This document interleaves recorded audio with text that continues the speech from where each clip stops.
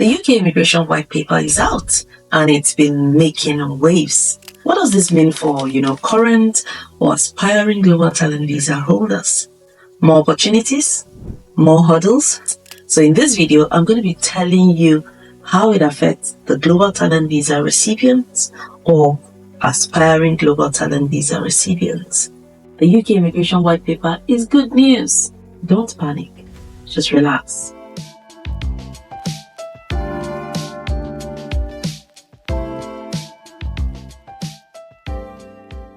So in this video, I'm going to be telling you how it affects, those of us that have the global talent visa, or if you're an aspiring global talent visa recipient, this video is for you. And also, if you are an immigrant that wants to be a British citizen in the future, or you want to have an indefinite leave to remain, this video is for you, because I'm going to be telling you the smartest ways to position yourself to get an indefinite leave to remain and to be the talent that the UK requires. Hello, you're welcome back to my channel. My name is Yemz Adaptability. On this channel, I share about faith, life in the UK, global talent visa, and I host a series called Immigrant Voices and Victories, where we share the personal journeys of different immigrants. That series is the place where we learn, connect, and we get inspired. So go check our videos out, like it, share it, and leave a comment. So the white paper, everyone is talking about it, but today I'm going to be walking you through how it affects, aspiring or current global talent visa holders. Disclaimer, I am not an immigration advisor. Everything I'm going to be sharing on this video is based on my personal research and experience. Now, we are attaching the link to the white paper in the description section and the link to the gov.uk website, where you can find more information about the global talent visa. But before we dive into that, let me just walk you through the key points from the UK immigration white paper. So the care visa is going to be phased out by 2028. The graduate visa will be reduced from 24 months to 18 months. There's going to be more rigorous requirement of English language for, visa applicants and their dependents. There will be a temporary visa for, low skilled workers, which means from ILR F3 to 5. All skilled workers would now be required to be at RQF 6, which is usually, a graduate level. Also, there will be more stricter compliance for universities that will be sponsoring international students. And finally, the one everyone, is not happy about. I am not as well, but what can we do? We are here to stay. The indefinite leave to remain have now been extended from 5 to 10 years. Wow, that's as good as the normal student route. So if you've continuously been a student, usually it will take you 10 years to get the ILR. Wow. Not to panic. All we have to do is strategize and also have our own white paper as individuals, as professionals, and then when the policies and laws are put in place, we'll be taking up those positions and those opportunities. But are you ready for it? That's what we're going to be talking about today. So now let's focus on the global talent visa. In chapter 2 of the white paper, where you have migration, labor, and growth. And guess what? Page 28, to be precise, focuses on global talent visa. I would just, paraphrase everything that has been written there, or you will see it show up on the screen. So here's what the white paper says about global talent visa and other talent focused route. The UK plans to increase the number of people coming in through the very high talent routes, which includes the global talent visa, the high potential individual, and the innovator founder. So there are plans to make global talent visa easier and attractive for top science and design professionals, more opportunities for research interns, especially in artificial intelligence. There will be a review of innovator founder to help students transition into business building opportunities. And then there are plans to double the number of overseas business who will come to the UK and establish their businesses. And also potential expansion for HPI, which is a high potential individual visa. So there is so much opportunities coming our way. What does this mean for us? More opportunities, yes, but there is going to be loads and loads of competition. You need to make your skills match what the UK is looking for. This is a time to be intentional. It is not a time for panic. The future is for the skilled. And the Global Talent Visa, which, we talk about so much on this channel, is one visa you can start preparing for if you're not ready for it at the moment. The opportunities are going to come, but you have to be ready for it. So here are 7 things I think you should be doing at the moment to get yourself ready for that future. You need to upskill. What are the skills you have? What are the other skills you can learn? What are the certifications you need? It's obvious that the UK will now require someone who is at RQF level 6, which most immigrants are anyway. Most of us immigrants that come into this country have very strong background, but some of us don't have skills. So that's one thing to start thinking about. You need to upskill, learn that software, do that research, go on Google, find what are the UK priorities in your discipline. Go and check out our videos on disciplines in Global Talent Visa and pick a discipline where you think you can learn more skills and expand yourself. You need to reskill. Reskill meaning if your current role is fading, then you need to pivot. You need to become adaptable. What other skills can you learn and add to the skills that you have to be able to position yourself for these future opportunities? You need to stay informed. Attend seminars, attend events. I'm connected to so many solicitors on LinkedIn, and I read the gov.uk website a lot. As soon as there's one news or the other, you should be checking what's the job market like. Be informed. Go and find the disciplines of the Global Talent Visa and know what the UK wants. They've given us a clue that there's going to be a lot of research interns. So what's your research going to be in? You need to be intentional. Network intentionally. Reach out to people. Let people know that, you are looking for jobs. Talk with people. Put yourself in those spaces where your skills are required. You need to apply smart. Apply early. For, some of you that are on graduate visa at the moment, or if you're currently doing your master's or doing your PhD and you're interested in the Global Talent Visa, you don't want to finish your PhD without publishing at least one paper. You want to have a very good relationship with your supervisor. Find other opportunities where you can collaborate with people, network, attend conferences. These are things that will help you build your skills. Open yourself up to these opportunities. For those on graduate visa, you need to apply early. Know your dates. Know the day your visa expires. Know how much time you have and start applying. If you know you're going to apply for the Global Talent Visa, if you know you meet the requirements, make sure you apply early. Apply early if you're a student already, so that you can have that 8 weeks to get a decision before it's time for your visa to expire. Because before you finish, if you apply for Global Talent Visa, for example, if your decision is successful, you don't have to go on a graduate visa. But if your decision is unsuccessful and successful in Jesus' name, you will need more time. So it means you have to give yourself enough time to apply for Global Talent Visa and then still have good enough time to be able to jump on your graduate visa if things don't go as planned. But like I always advise people, don't apply for the Global Talent Visa if you're not ready yet.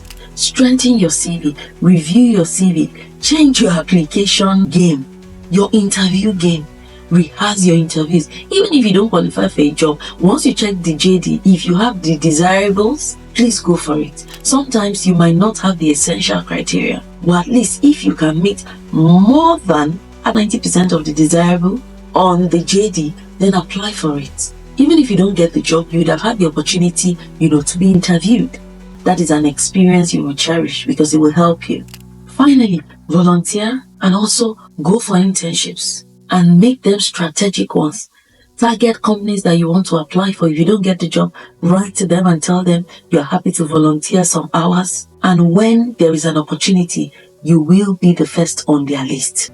Let's be clear, the white paper is just a plan. It's not a policy yet. There's going to be a transition period. But you can't relax because the transition period can be any time from now. At the moment, we don't know who is going to be affected until the criteria, the requirements, and all of that is released. And if this is passed through the parliament and all of those proceedings, if it is done quickly, then we might be hearing dates of who is eligible for what and what and what in the coming months. But these are a few things I think you should note. Be careful if you're switching visas, because when the actual policy comes out, they might be saying, oh, you require X number of years to be able to switch or whatever. So please be careful when switching visas, so that you are not unintentionally resetting your ILR clock. Seek advice, find solicitors if you have to, so that they can explain things to you before you start panicking to switch visas from one visa to another. But anyway, if you switch to the Global Talent Visa, which is the best visa in the UK, you can be sure there will be nothing to panic about. There will be no resetting of clock. Easy, sure visa. For the 18-month rule, we don't know if it's, for PhD or for MSc just yet. It's not mentioned on the white paper. If you are a Global Talent Visa recipient at the moment and you're on a countdown to your ILR, congratulations. Nothing is in the white paper about the Global Talent Visa ILR. As of now, it is still the 3 or 5 years depending on your endorsement. But one thing I need to let you know is, if you haven't brought your dependent and you're a Global Talent Visa recipient at the moment, get it done. If you are someone that has been, extending your visa yearly, try and lock your 5 years or your 3 years in. If your ILR is 5 years, please get your visa out of the way. Get your extension in the next 1 month as much as possible. It's not been stated in the white paper if they will be reviewing the ILR part for Global Talent Visa recipients who are currently in the UK. With this whole plan, you never know what the new policy is going to be until we see it. But you're already in the UK, lock in your ILR, lock in your 3 years, lock in your 5 years. For your dependent, whatever category you apply through, whether digital technology, art and culture, or research and academia, we know that our dependents are always 5 years. So lock that in now. I know it'll be expensive, but it's just better done now, so you know that that is locked in. Please be intentional. If you have your endorsement already, I know we usually have 3 months before you apply for the second stage. Apply for your second stage now. Apply for your dependents. Bring in your dependents. Get everything locked in. This is a wake-up call for all of us. Yes, the rules are tightening, but the future is for skilled immigrants, which is us. We're all skilled. We just need to position ourselves to take up the opportunities when they are ready. We are the future British citizens, so we need to be ready to take up these positions when they open up. As a Global Talent recipient, avoid any illegal acts. Make sure you're keeping by the ILR rules. Don't jeopardize your ILR or your future British citizenship. Avoid anything illegal acts. This is a very crucial period. Until you get that ILR, make sure you stay focused.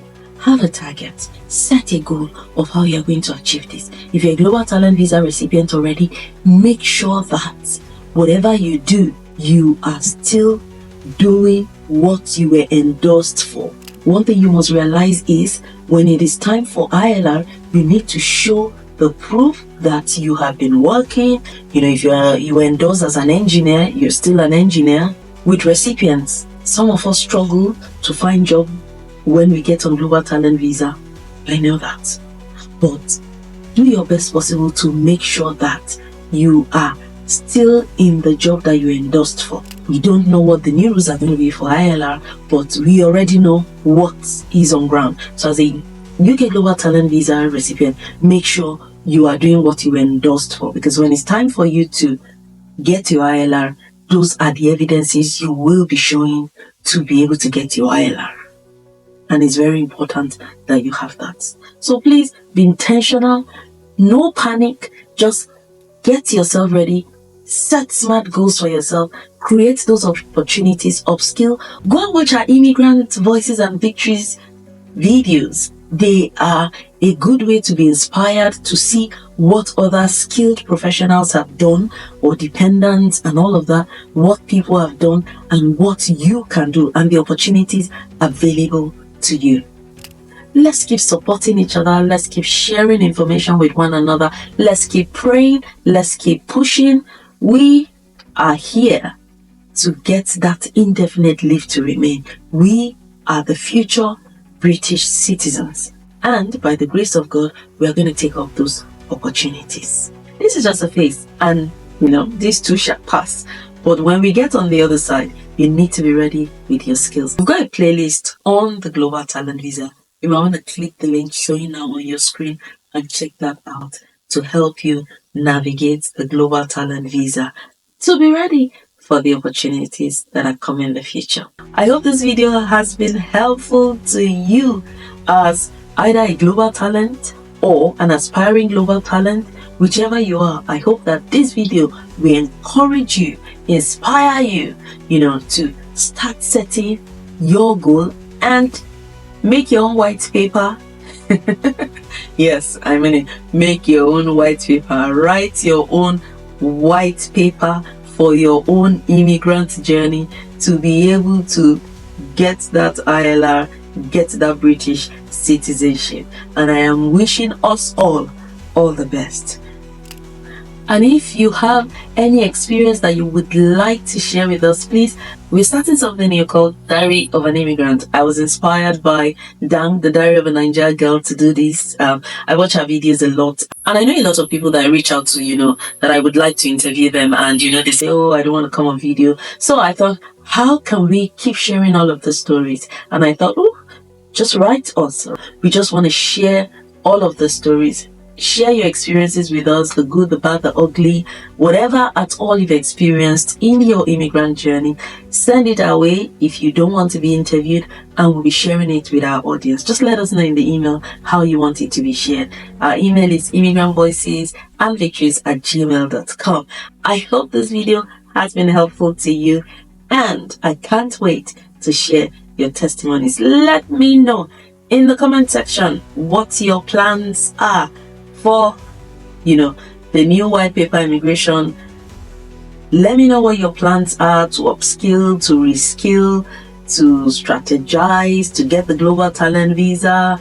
If you're a global talent visa recipient already, please share your experience with us in the comment section. God bless you. No limits.